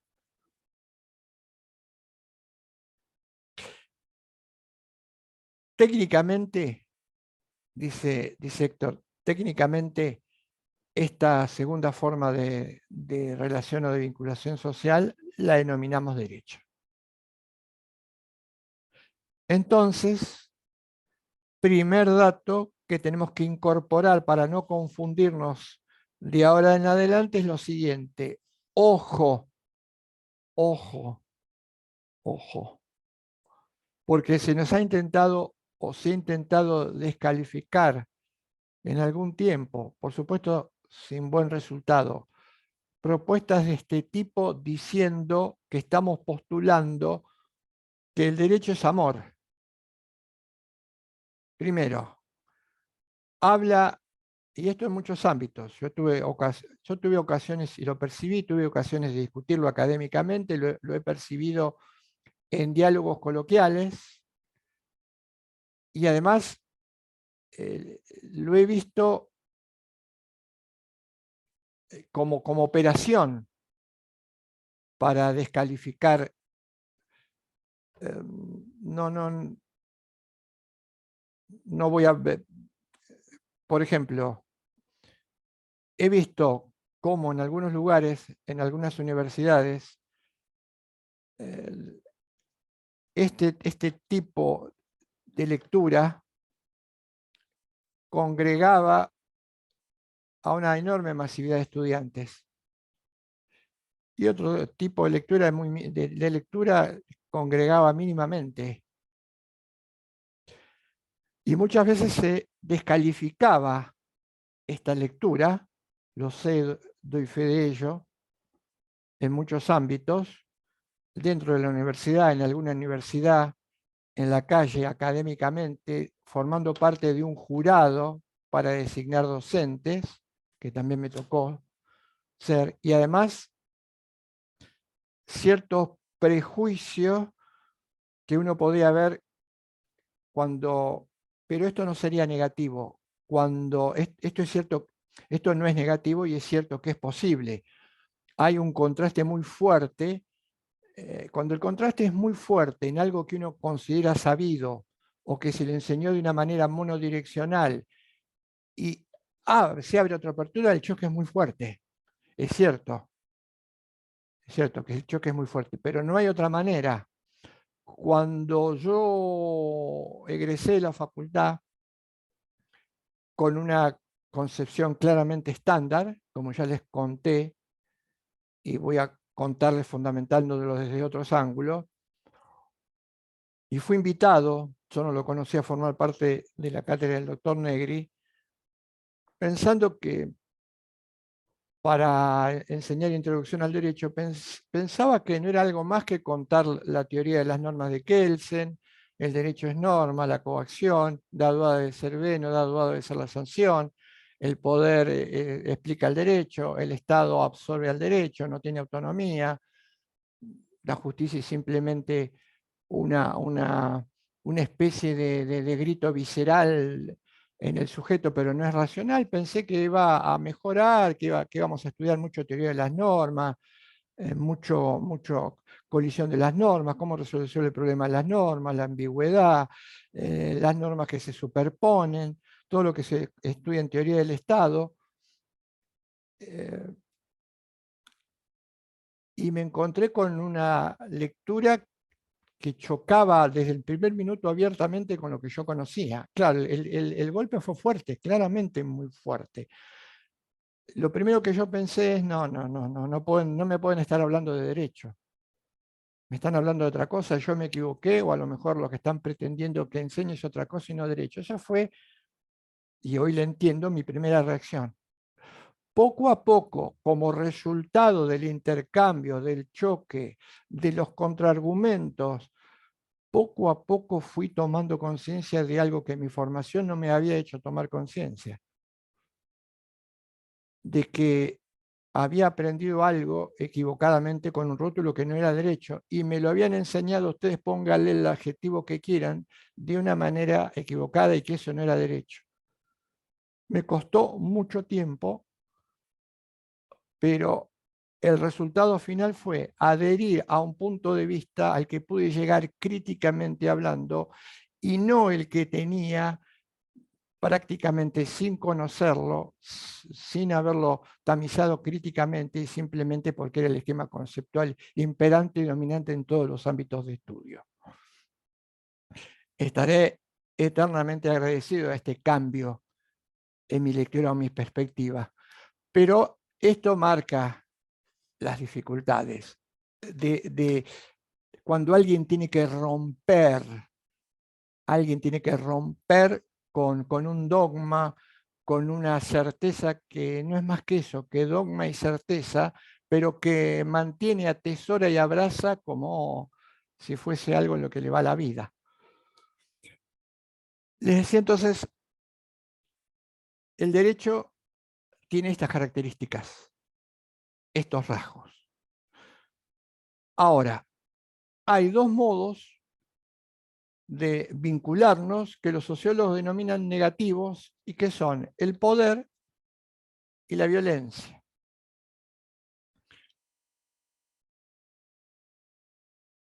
Esto es nuclear porque hay que sacarse de la cabeza la confusión imperante como paradigma, yo diría como paradigma planetario dominante en los últimos siglos, confundir poder y derecho, o como si fuese una especie de truco de magia, ¿no? Cuando uno pasa al mago que pasa una cosa en la mano, entonces acá estaba la bola roja y acá estaba la azul, y uno dice, la azul, no, abre la mano, no, no, está la roja.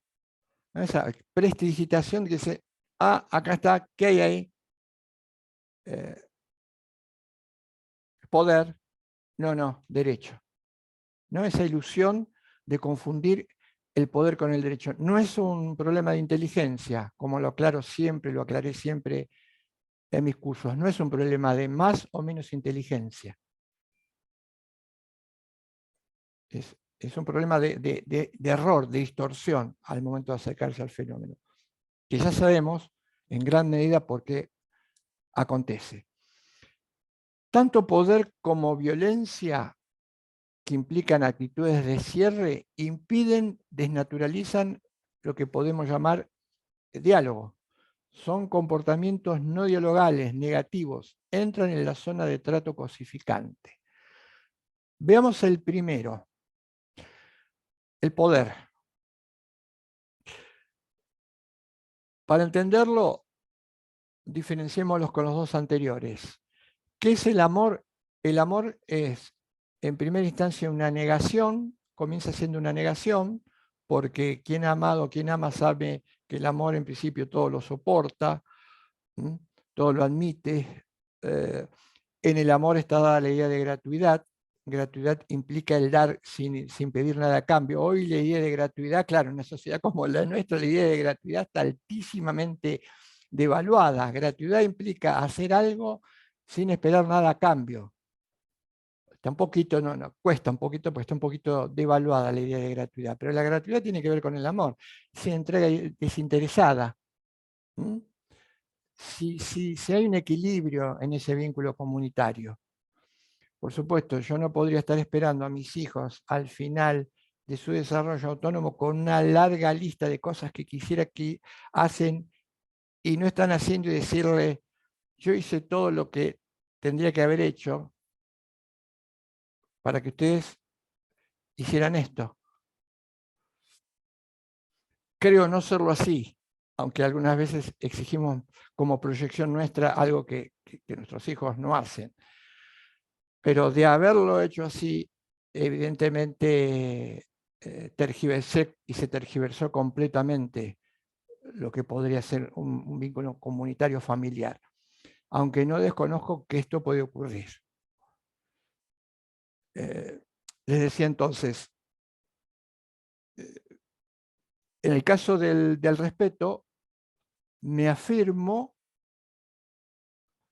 al mismo tiempo que confirmo al otro, pero yo no está la idea de gratuidad. Doy para que me des. En el respeto, generalmente lo que ocurre es que si se quiere, nos intercambiamos dones. No está la idea de incondicionalidad, como sí lo está en el auténtico vínculo amoroso. Y en el poder, me afirmo, la relación de poder se grafica, presten atención a esto. La idea de poder se grafica como una pirámide, es una relación vertical, de arriba hacia abajo. el núcleo de la relación de poder es la sumisión y la desigualdad. No hay relación de poder, pongámosle esto, después lo van a entender, porque después le tenemos que dar una vuelta de tuerca al significado de poder. Póngale poder negativo. Después lo vamos a ver. No hay relación de poder que no implique desigualdad, porque es vertical, de arriba hacia abajo. Archisabido por una cuestión de, hasta si se quiere, de pereza mental, hay muchísimos más, millones de ejemplos, pero archisabido es amo y esclavo, podría ser patrón y obrero y otras. Estado o monarca súbdito, Estado súbdito. Cuando no hablamos de un Estado monárquico, sino hablamos de un Estado en donde la figura del rey no existe. Vertical, desigualdad. En esa relación, cuando se produce, que es negativa, yo me afirmo en detrimento del otro. Si yo me afirmo en detrimento del otro, entonces, de alguna manera, amplío mi capacidad, mi radio de acción y limito o puedo llegar a eliminar completamente la capacidad o el radio de acción del otro. No, no se requiere conocimiento del otro. La relación puede ser fugaz o puede ser duradera. Fugaz, por ejemplo, una orden que alguien me dé en algún momento dado, por ejemplo, un policía para que me detenga, para pedirme documentos, porque tuve la mala suerte de no encontrar la llave para entrar a mi casa, demorar un rato, y entonces baja y me la orden, deme el documento. Es breve, fue una orden. Y necesariamente tengo que obedecer. O podría arriesgarme a desobedecer. Pero puede ser duradera, como en el ejemplo de la esclavitud, como en el ejemplo de los imperialismos, el actual, como por ejemplo en las sociedades como las nuestras occidentales, teñidas de machismo, varón sobre la mujer, duraderas. Pero si es duradera, como contaba ayer, es el resultado de una relación de poder intersubjetiva que se mantuvo en el tiempo. Cuando una relación de poder, mando y obediencia, por ejemplo, vertical, desigualdad, pirámide, comienza de hecho en una sociedad determinada y luego se mantiene, empieza a naturalizarse a tal punto que luego empieza a tener su lógica propia y se institucionaliza, por ejemplo, esto es lo que pasó con el Estado. El Estado es un ejemplo genuino de construcción humana cuyo núcleo es el poder. La propia definición de Estado así nos lo hace saber. El Estado es el monopolio del ejercicio de la fuerza, a la usanza de las definiciones de soberanía de poder de la época de la Ilustración. Pero en este caso es duradera.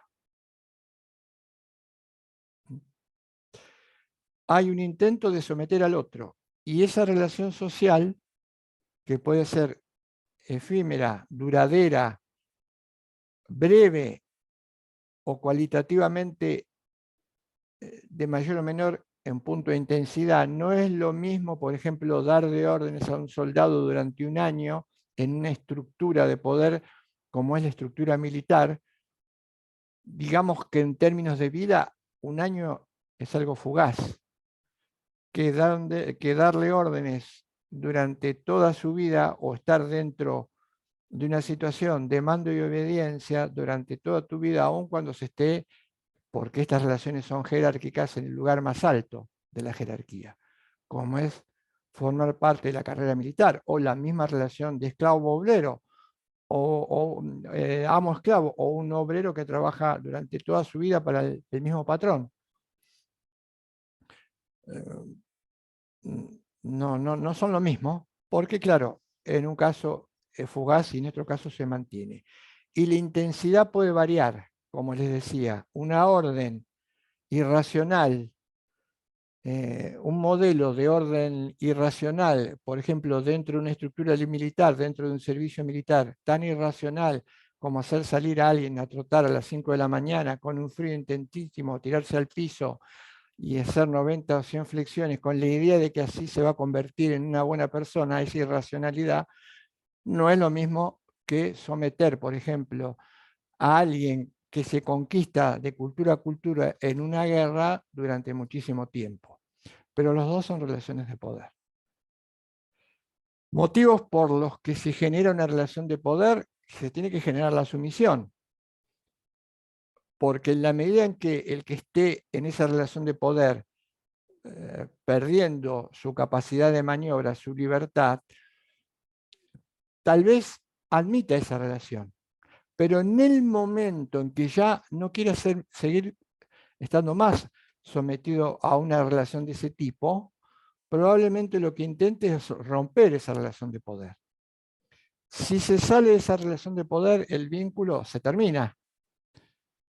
Si triunfa la capacidad de imponer, seguir imponiendo el poder y se corta esa disrupción, se mantiene.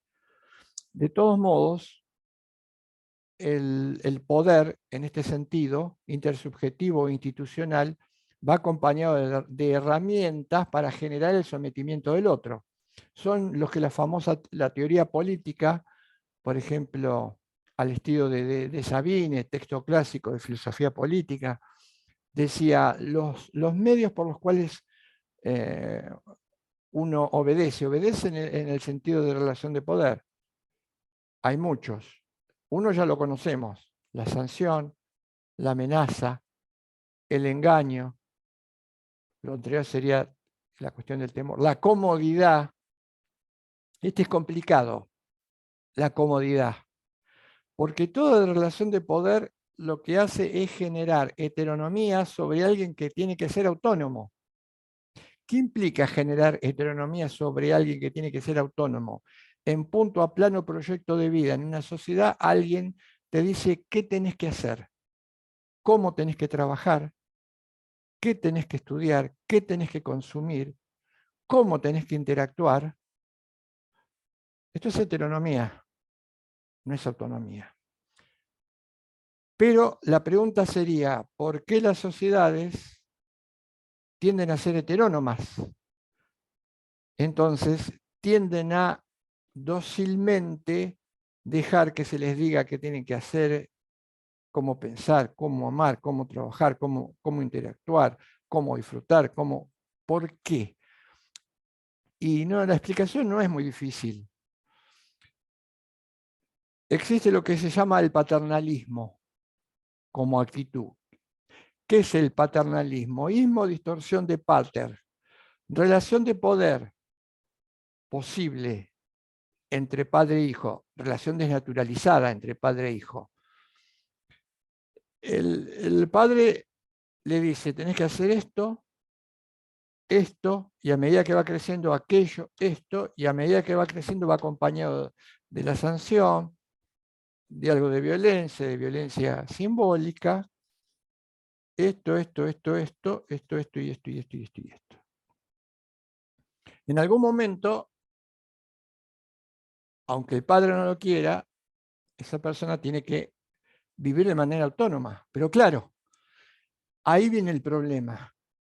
¿Por qué viene el problema? Porque cuando estamos acostumbrados a que nos digan qué tenemos que hacer, cómo tenemos que pensar, en algún momento se genera cierta comodidad. Yo no pongo en juego en nada.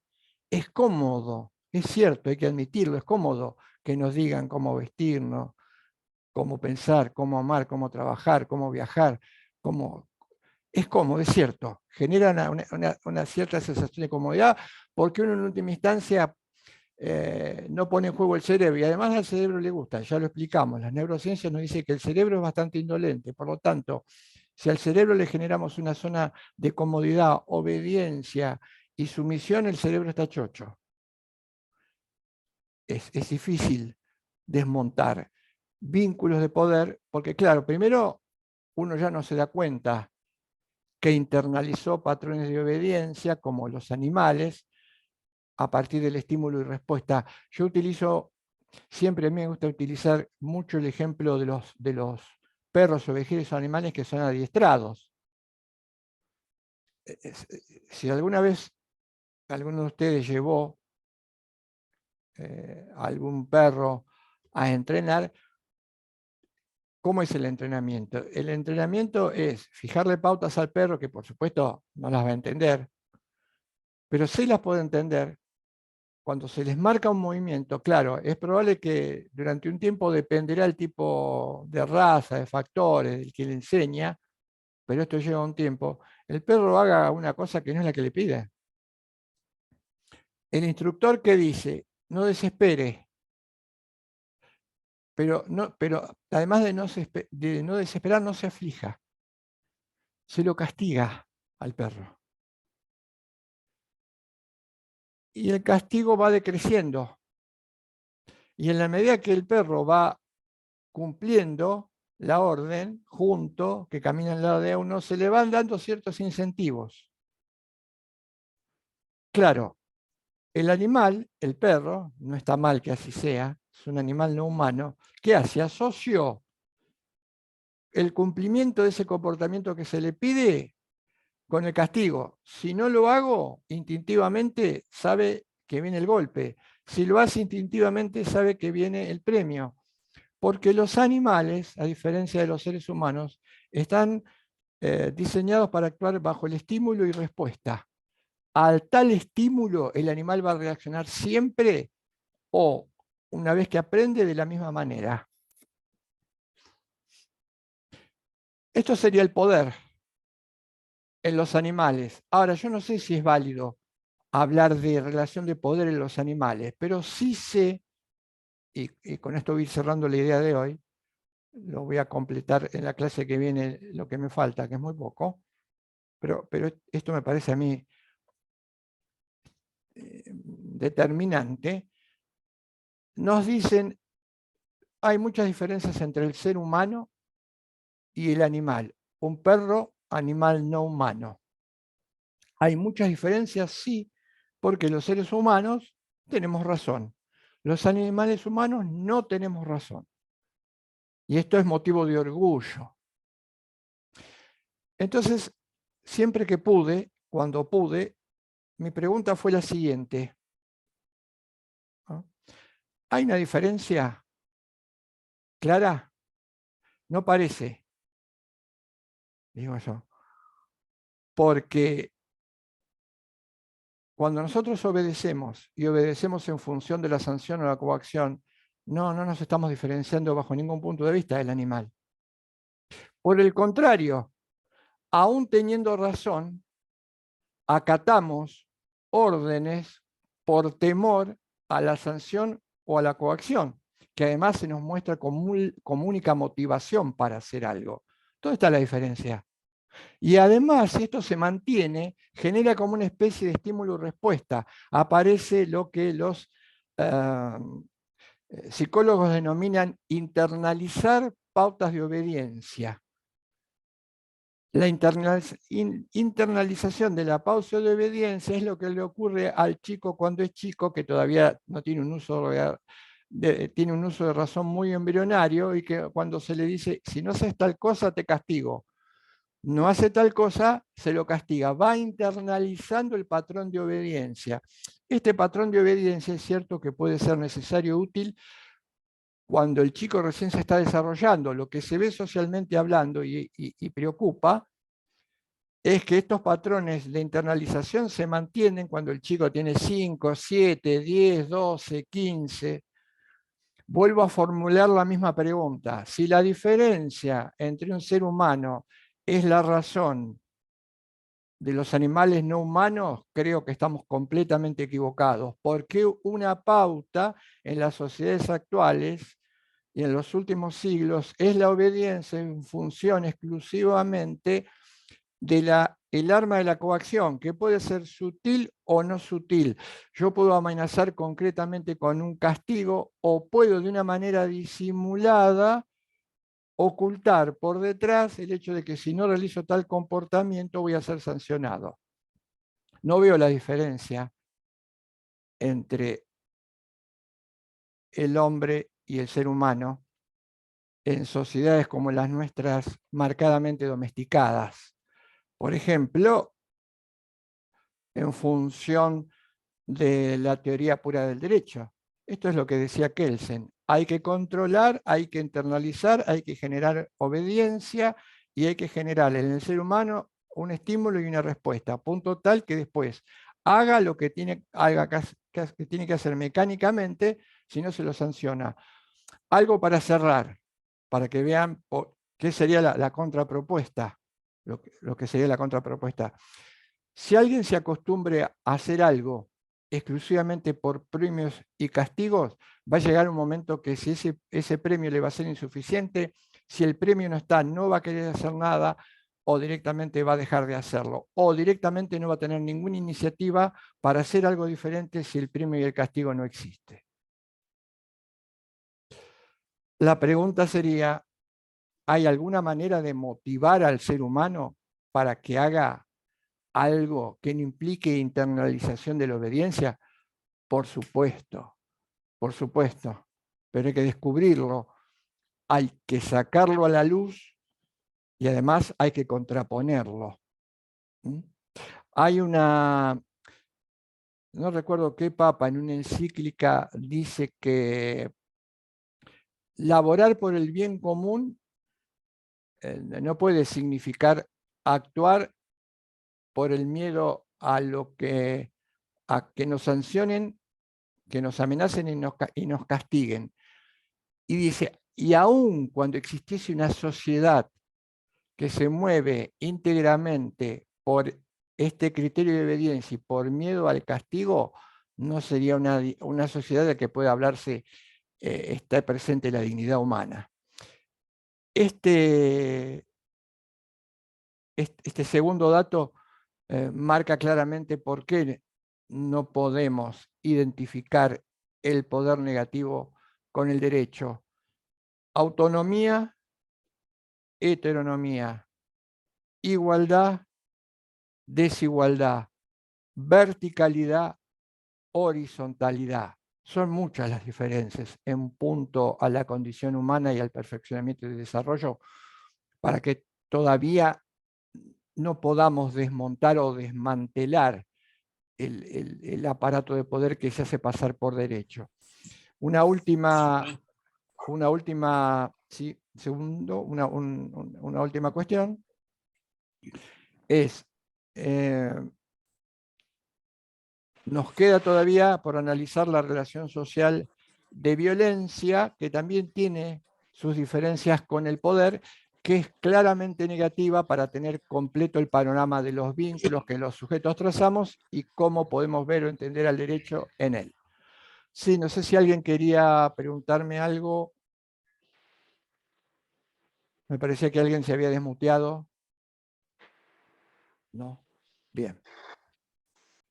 Nos falta entonces analizar mañana la violencia y después ya empezar a meternos directamente en el fenómeno del derecho. Pero hemos tenido un adelanto bastante importante de lo que significa nuestra perspectiva sobre el derecho, que consideramos la perspectiva que hoy por hoy tiene una pretensión de verdad mucho más adecuada, sin que esto implique que no puedan revisarse y modificarse, para romper con un paradigma que fue el paradigma positivista que dominó las mentalidades y los comportamientos de todos los que hoy conformamos Occidente a partir del año 1700 y 1800. Nos vemos entonces, gracias nuevamente por su atención. Nos vemos el lunes que viene, ya encarando la última parte del curso. Muy buen fin de semana. Gracias. Chao, profe. Nos vemos Gracias. el lunes. Hasta la próxima. Chao, profe.